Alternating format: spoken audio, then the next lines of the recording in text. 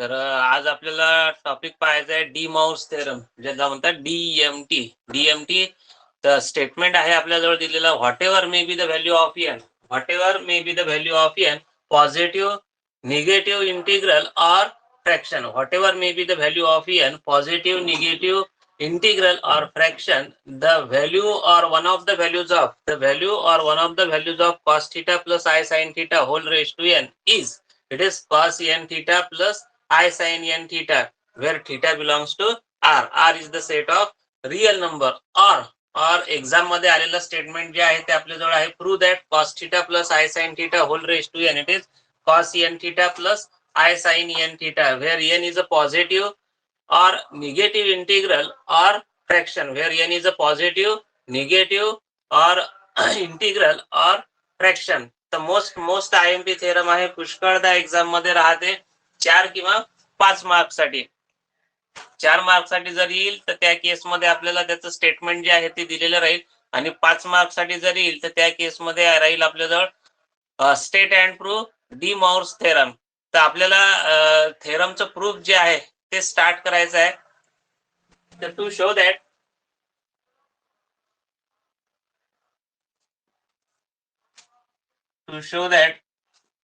cos theta plus I sin theta whole raised to n, this is equal to cos n theta plus I sin n theta.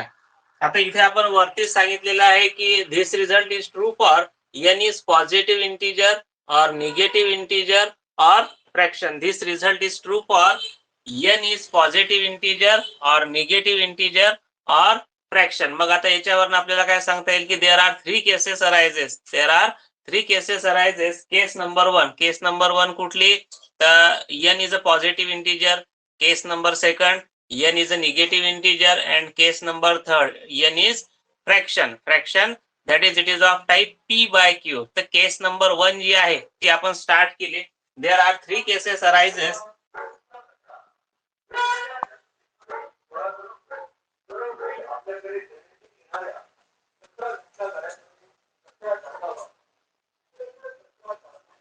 There are three cases arises. Case number 1. Case number first, let n be a positive integer.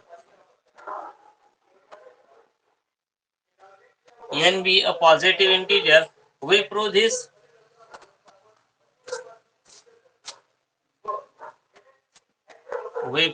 Result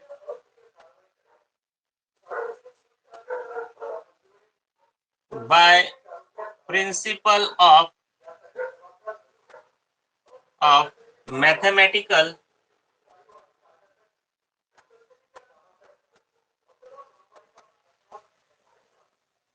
induction. तर केस number 1 जी आहे ती आपण start केलेली आहे. Let n be a positive integer. Case number first is let n be a positive integer.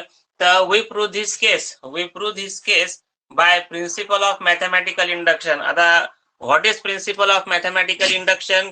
तर principle of mathematical induction जे आहे ते आपण 12th स्टँडर्ड मध्ये जे आहे ते पाहिलेलं आहे. मॅथमॅटिकल लॉजिक हे आपल्याला पहिल्या पेपरमध्ये पहिलंच युनिट होतं मॅथमॅटिकल लॉजिक. त्याच्यामध्ये प्रिन्सिपल ऑफ मॅथमॅटिकल इंडक्शन जे आहे तिथे त्याची डेफिनेशन जी आहे ती आलेली आहे. तर आपल्याला प्रिन्सिपल ऑफ मॅथमॅटिकल इंडक्शन काय सांगते की जो रिझल्ट आपल्याला प्रूव्ह करायचा आहे, it take as P of n. म्हणजे जो रिझल्ट प्रूव्ह करायचा असेल त्याला पी ऑफ एन असं टेक करायचं. n इक्वल टू 1 साठी तो रिझल्ट जो आहे तो ट्रू आहे हे प्रूव्ह करून दाखवायचं.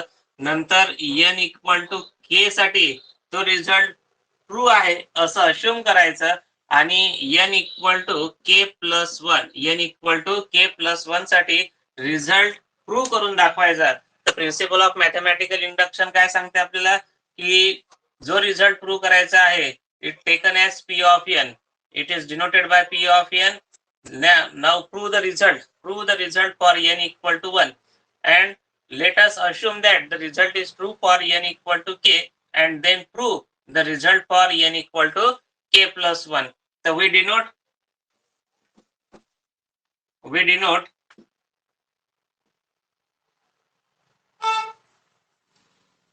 we denote P of n. P of n काय? The result which is to be proved. So which result we have to prove?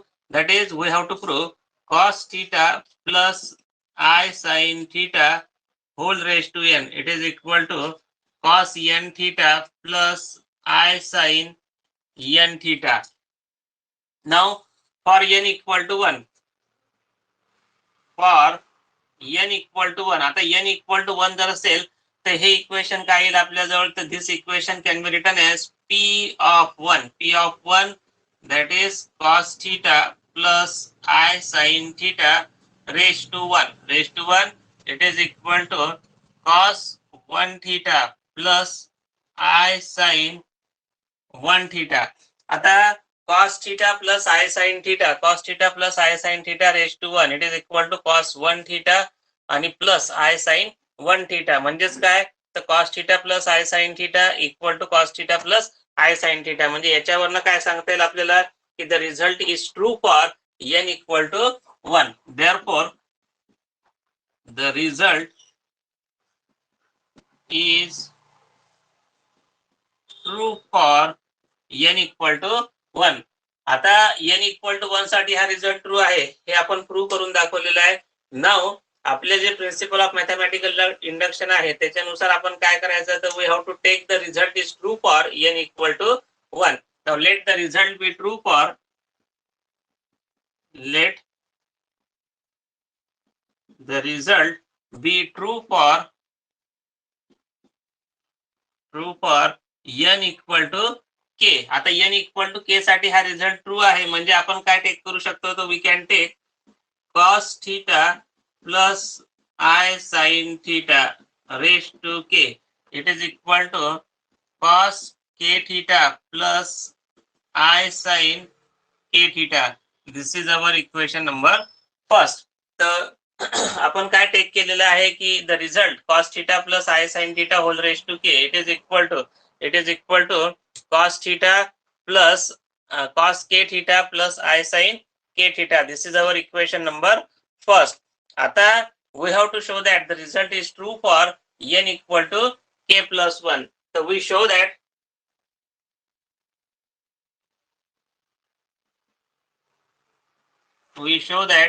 the result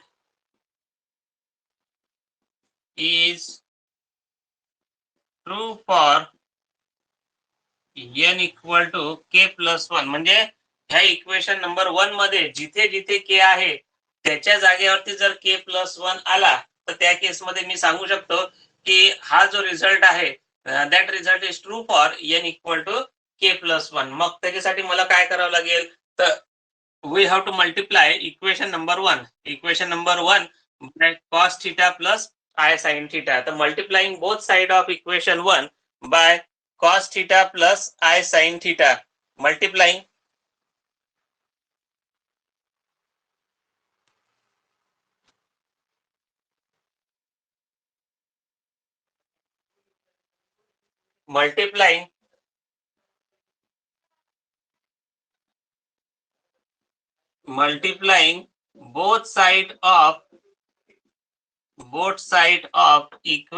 of equation 1 by cos theta plus I sin theta. तर equation 1 implies, equation 1 काय येईल आपल्याजवळ, तर equation 1 implies cos theta plus I sin theta raised to k into cos theta plus I sin theta, which is equal to cos k theta plus I sin k theta into cos theta plus I sin theta. Cos theta plus I sin theta raised to k into cos theta plus I sin theta. This is equal to cos k theta plus I sin k theta आणि into cos theta plus I sin theta.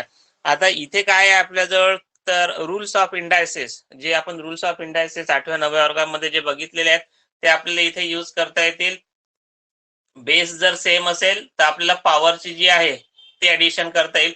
तर rules of indices जे आहे ते आपण इथे use केले, तर याला लिहू शकतो आपण दिस इज, आता रूल्स ऑफ इंडायसेस काय आहेत, तर ए रेश टू एम आणि into a raise to N असं जर असेल तर याला काय लिहू शकतो आपण, तर this can be written as A raise to M plus N. इथे आपण बघू शकतो की दोघांचेही बेसिस जे आहेत ते सेम आहेत, ए आणि ए, त्याच्यामुळे आपण पॉवरची जी आहे ती ऍडिशन करू शकतो.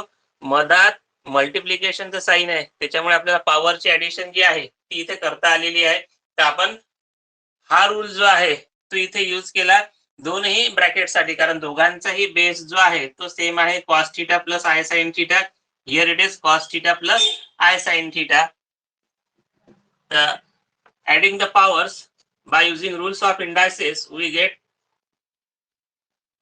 cos theta plus I sin theta raised to k plus 1. This is equal to, आता RHS चं multiplication, this is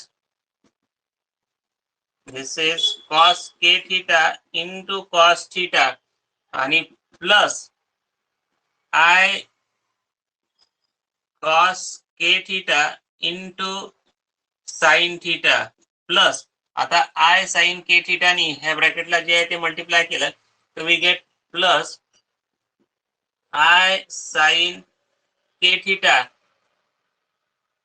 into cos theta आणि plus I into I, that is I square into sin k theta आणि into sine theta.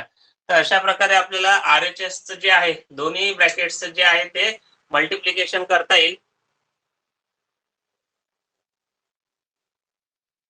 तर this is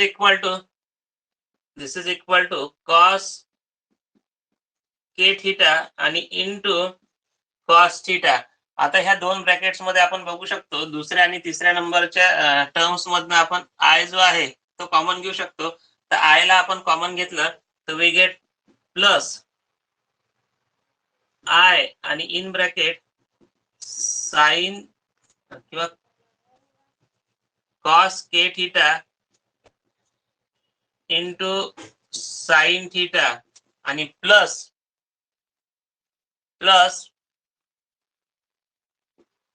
sine k theta into cos theta.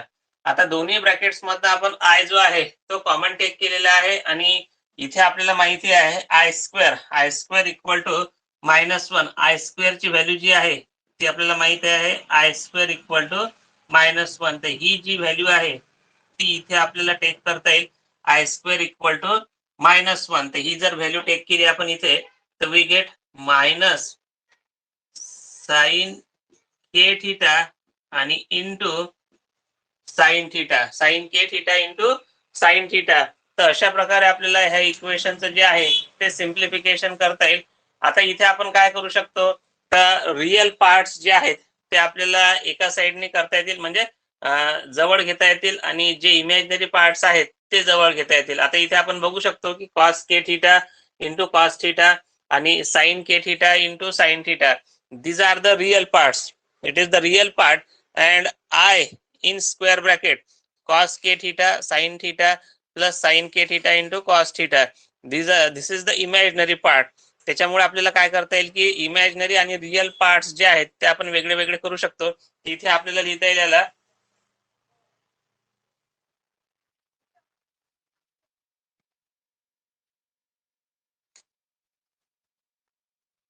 this is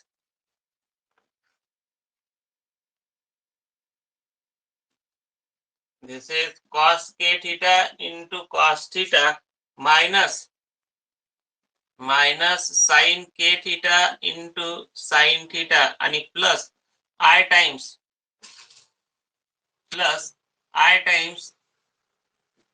cos k theta into sin theta plus sin k theta आणि into cos theta.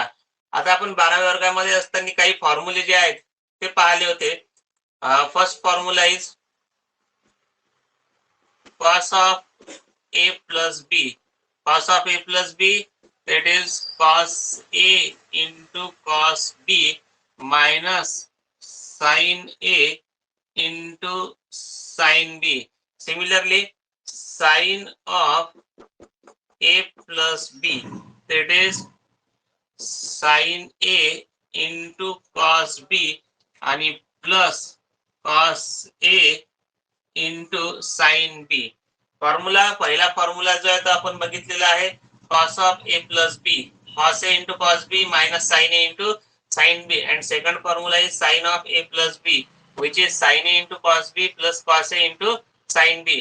तर हा वरचा formula जो आहे तो आपल्याला इथे यूज करता येईल, cos a into cos b minus sine a into sine बी. तर here A is K theta and b is theta. Similarly for second term, for second bracket, sin of a plus b, sin a into cos b plus cos a into sin b. तर दोन्ही ठिकाणी आपल्याला फॉर्म्युले जे आहेत ते use करता येतील. तर this is cos of a plus b, तर cos of k theta plus theta आणि plus I times sin of k theta plus theta. आता दोनही ब्रॅकेट्स मधनं आपल्याला थीटा जो आहे तो इथे कॉमन घेता येईल. तर आपल्याला काय दिसेल, तर इट इज देअरफॉर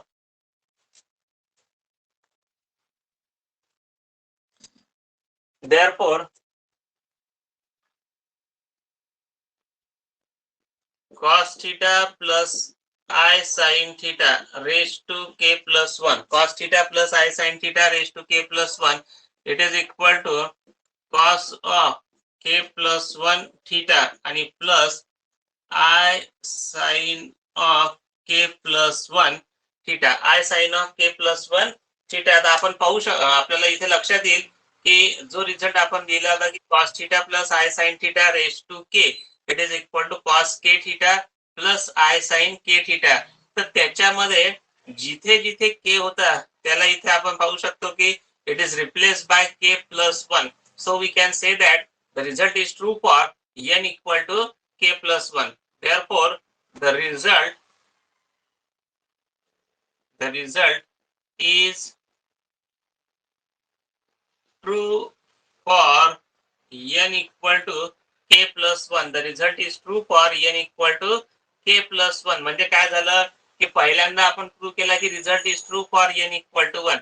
नंतर आपण टेक केला की result is true for n equal to k, and now we have shown that the result is true for n equal to k plus 1. So therefore the result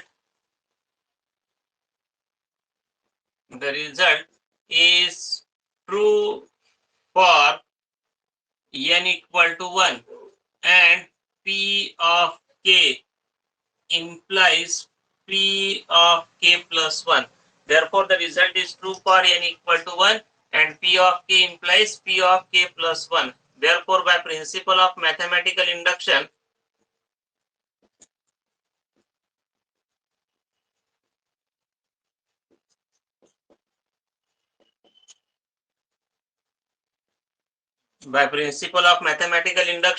the result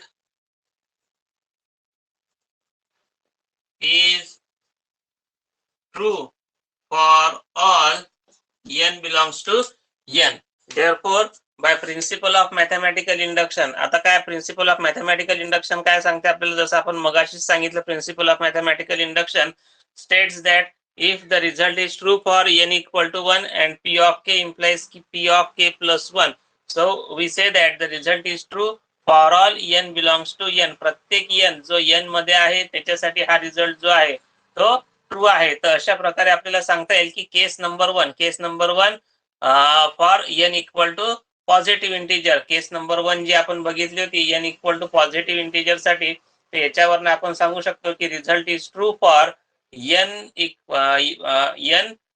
for n is a positive integer. The result, which result? The cos theta plus I sin theta, cos theta plus I sin theta whole raised to n, it is equal to cos n theta plus I sin n theta. याच्यावरनं आपल्याला सांगता येईल की result जो आहे it is true for the positive integer. Now we have to prove case number second. Case number second कुठली आहे, तर n is a negative integer. The case number second is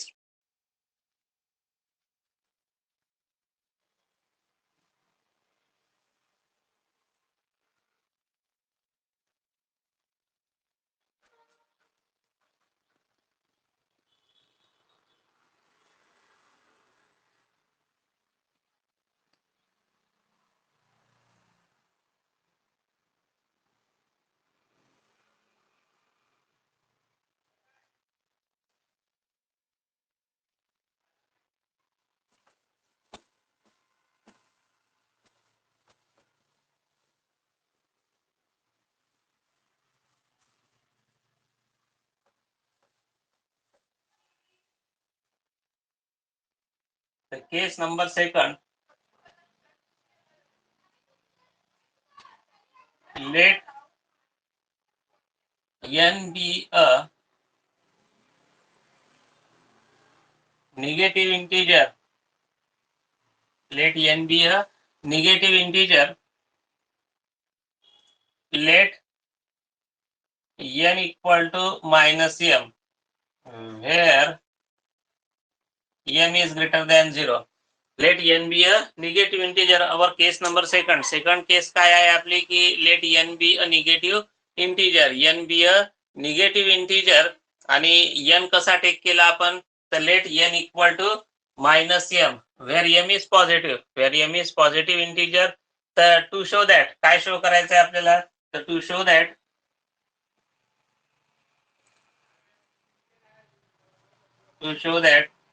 cos theta plus I sin theta whole raised to n, it is equal to cos n theta plus I sin n theta. हा result जो आहे तो आपल्याला इथे prove करायचा आहे for n is a negative integer, that is n equal to minus m साठी जो आहे हा रिझल्ट आपल्याला प्रूव्ह करायचा आहे. तर मी LHS पासनं जे आहे ते स्टार्ट करेल, म्हणजे इथपासनं जे आहे ते स्टार्ट करेल.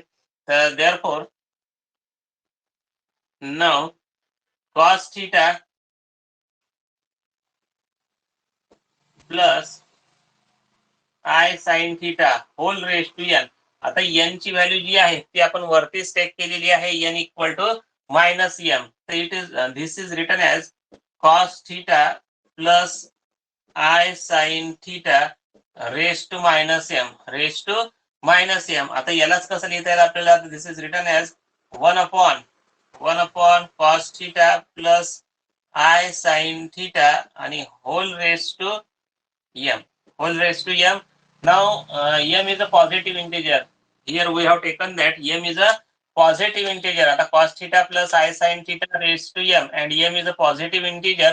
जर पॉझिटिव्ह इंटिजर जर असेल म्हणजे m जर पॉझिटिव्ह इंटिजर असेल तर आत्ताच केस नंबर 1 मध्ये आपण प्रूव्ह केलेलं आहे की the result is true for n is a positive integer. n जर पॉझिटिव्ह इंटिजर असेल तर त्याच्यासाठी रिझल्ट जो आहे तो ट्रू आहे. हे आत्ताच आपण थोड्या वेळ पूर्वी जे आहे ते प्रूव्ह केलेलं आहे. तर केस नंबर 1 जी आहे ती इथे आपल्याला यूज करता येईल. दिस is 1 upon cos m theta plus I sin m theta. This is by case first. This is by case first. आता इथे काय झालं आपल्याजवळ की वरती 1 दिसते आणि खाली जो आहे तो कॉम्प्लेक्स नंबर आहे cos m theta plus I sin m theta. तर आपण 11व्या वर्गामध्ये असताना कॉम्प्लेक्स नंबरचे डिव्हिजन्स जे आहेत ते आपण तिथे स्टडी केलेले आहेत.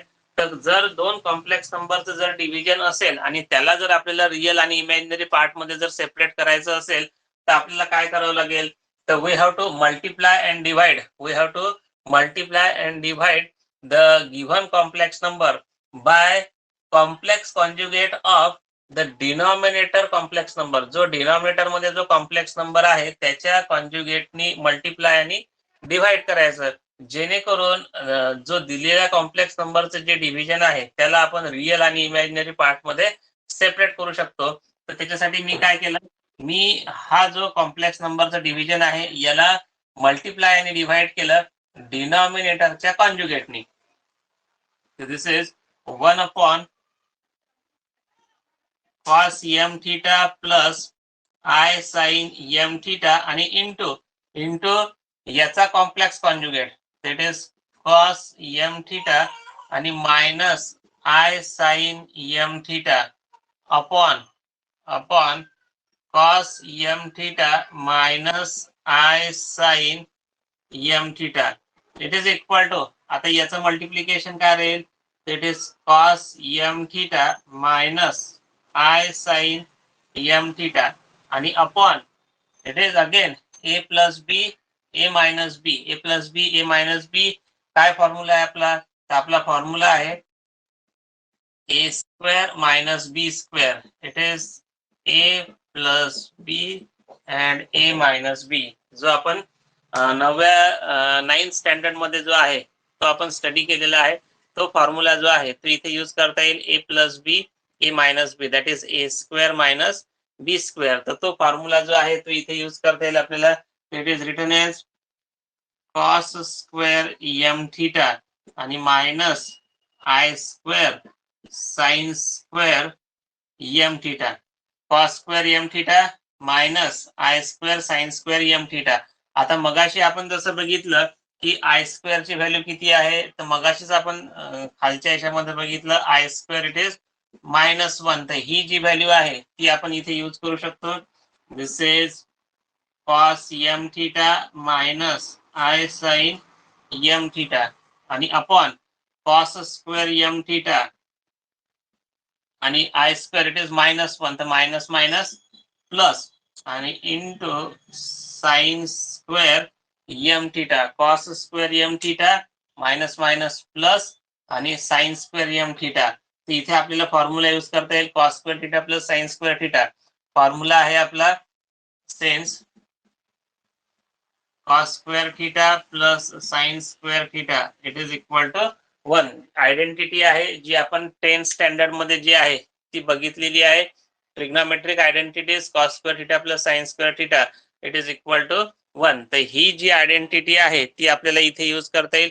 cos square m theta plus sine square m theta it is equal to 1. आता डिनॉमिनेटर जर 1 असेल तर हे इक्वेशन जे आहे ते काय लिहिता येईल. It is cos m theta आणि minus i sine m theta. Denominator is 1. तो नाही लिहिला तरी चालेल. तर आता आपण परत फॉर्म्युले जे आहेत ते इथे यूज करता येईल. कुठले फॉर्म्युले. Since cos of minus theta it is equal to cos थिटा and sine of minus theta it is equal to minus sine theta. Cos of minus theta it is equal to cos theta and sine of minus theta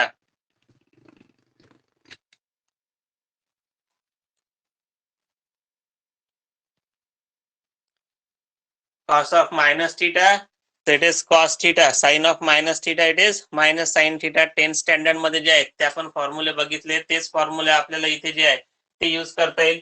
तर cos of M theta यालाच कसं लिहिता येईल with the help of this formula. It is cos of minus M theta आणि हा formula sine of minus theta it is minus sine theta it is plus I times sine of minus m theta.